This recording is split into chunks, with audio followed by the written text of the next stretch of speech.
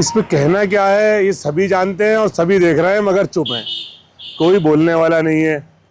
ये जो वक्फ की संपत्ति कब्जाए बैठे हैं, वक्फ के माफिया, इनके लिए तो छोटी सी हेडलाइन ये है मेरी कि आप एक बैनर बना लें कि हम लाचार हैं, बीमार हैं, बेरोजगार हैं, वक्फ की संपत्ति हमने दबा रखी है, हम इसका ही खाएंगे, इसी से हमारे घर चलते हैं।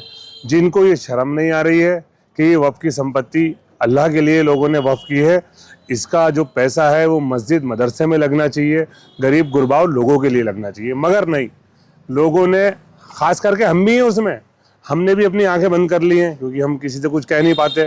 कह देंगे तो हम ये सोचेंगे कि ये हमारे दुश्मन हो जाएंगे। हो जाए तो हो जाए, मगर हर एक आदमी को जागरूक होना ज़रूरी है ताकि वो जागरूक हों और वक्फ की संपत्ति के लिए आगे आए।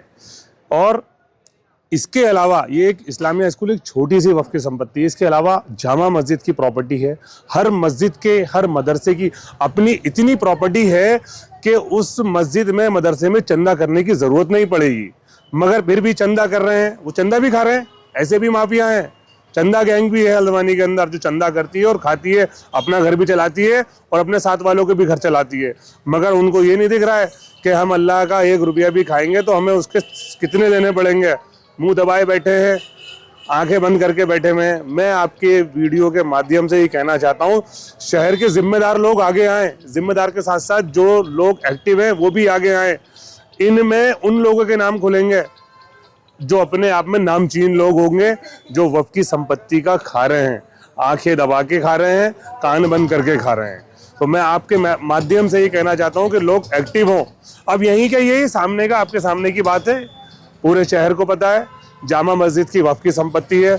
लोगों ने 20-20 साल से किराया नहीं दिया है और 12, 13, 14, 15 हज़ार रुपए में इन्होंने ये रेंट पे उठा रखी है। ये किराया कहाँ जा रहा है?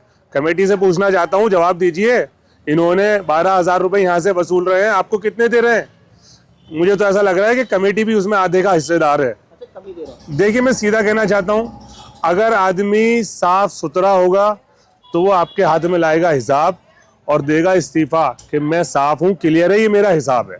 ठीक है, हर कमेटी वाले के पास, किसी के पास एक कमरा दबा हुआ है, किसी के पास दूसरा कमरा दबा हुआ है, किसी के पास एक दुकान दबी हुई है, किसी के पास दूसरी दुकान दबी हुई है, तो उनको वहां से मिल रहा है ना, इसलिए कमेटी से रिजाइन नहीं कर रहे हैं, इसीलिए कमेटी छोड़ना नहीं चाह रहे हैं। देखिए, मैं अगर किसी कमेटी में होऊंगा और मैं साफ होऊंगा, मैं तो एक हिसाब किताब रखूंगा सामने और कहूंगा ये हिसाब है, मुझे आप छोड़ दो, क्योंकि मुझे लालच नहीं है ना। जिसको लालच होगा वो नहीं छोड़ता है। देखिए, मुझे तो ऐसा लग रहा है कि कमेटी एक्शन इसलिए नहीं ले रही है, 2 बातें हो सकती हैं। या तो कमेटी के लोग खुद फ्रॉड है, और मैं एक कमेटी के लिए नहीं कह रहा हूँ, जितनी भी मस्जिद मदरसे की वक्फ की जो कमेटी हैं, वो अगर मुंह दबाए बैठे हैं तो उनका कहीं ना कहीं को लालच है। या तो मुझे ऐसा लग रहा है कि 12,000 रुपये किराया उठा रहे हैं, 2,000 रुपये उनकी जेब में जा रहे हैं, 4 जा रहे होंगे, मुझे नहीं पता। बहरहाल हर कमेटी के सदस्य के पास कोई ना कोई दुकान, कोई ना कोई कमरा कहीं ना कहीं दबा है। इस्लामिया स्कूल का है, जहाँ तक मुझे पता है, मैंने सुना है कि कमरे बैठे हुए हैं। जानकारी है, आपकी भी जानकारी में होगी, शहर के सारे लोगों की जानकारी होगी, एक कमरों की चाबियां बांट रखी हैं। देखिए, ये हमारी कमी है, इसका जवाब हमें देना पड़ेगा। और मैं आपके वीडियो के माध्यम से यही बात कहूँगा कि हर एक आदमी को जागरूक होना चाहिए, सवाल करना चाहिए।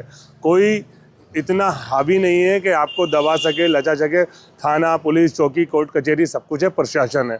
अगर कोई आपसे कुछ बदतमीजी करता है, आप खुद इतने एक्टिव होना चाहिए कि थाने जाके उनकी रिपोर्ट कराएं और सवाल करें सबसे पहले कि आप वक्फ की संपत्ति क्यों दबाए बैठे हैं, और आप अगर नहीं दबाए बैठे हैं तो जो दबाए बैठा है तो उसके खिलाफ क्यों नहीं कर रहे हैं। मैं आगे आऊँगा, मैं एक राजनीतिक आदमी हूँ, सोशल वर्कर हूँ, लोगों के काम में आता हूँ। अगर कोई मेरे पास आएगा, मैं सबसे पहले आगे खड़ा हूँगा। इस तरीके से आपके चैनल ने लोगों को जगाया है और ये मुद्दा उठाया आपने, तो इसी तरीके से आप लोगों से रूबरू होंगे। आपके इस चैनल के माध्यम से लोगों के पास मैसेज आएंगे और लोग इसमें जागरूक हो रहे हैं। और पब्लिक को अगला जो महीना है हमारे रमज़ान का, ये शाबान स्टार्ट हो चुका है। जो भी लोग चंदे के लिए आए, सबसे पहले उनसे ऑडिट रिपोर्ट मांगे, उसके 3, 4, 5 साल की जो भी उनके पास बैलेंस शीट है वो मांगिए। और अगर आप मुतमईन हैं तभी आप चंदा दीजिए, अदरवाइज़ इनको बिल्कुल बैक टू पेविलियन भेजिए। इनका हिसाब किताब लीजिए, कौन कौन सी कमेटी किस तरीके से काम कर रही है, क्या खर्चे हैं वहाँ पे और क्या आमद है, ये जानना बहुत ज़रूरी है। अगर आप देते रहे, ये लोग हिसाब नहीं टांगेंगे, किसी के पास हिसाब नहीं है। ये नाजायज़ कब्जे हैं। अगर इनके पास किराया देने के लिए नहीं तो फ़ौरन खाली करें और पिछला हिसाब किताब करें, दूसरों को दीजिए नए रेट पे। देखिए धीरे धीरे जैसे आपने उठाया है, ये लोगों को इसकी जानकारी हो रही है और लोग आगे आएंगे। लोगों को मालूमात ही नहीं है, लोग समझते ही नहीं है कि औकाफ़ की औकाफ़ किसे कहते हैं। अब लोग जानकार हो रहे हैं, जागरूक हो रहे हैं, तो उनको अब आगे आएंगे इंशाल्लाह, मुझे उम्मीद है। और इसमें जो भी हमारा प्रयास रहेगा इंशाल्लाह हम करेंगे इसमें, और बेलौस तरीके से रहेंगे। कोई लालच नहीं है हमें, ना हम किसी कमेटी में न थे, न हैं, न रहेंगे इंशाल्लाह, ना हमें इसकी इच्छा।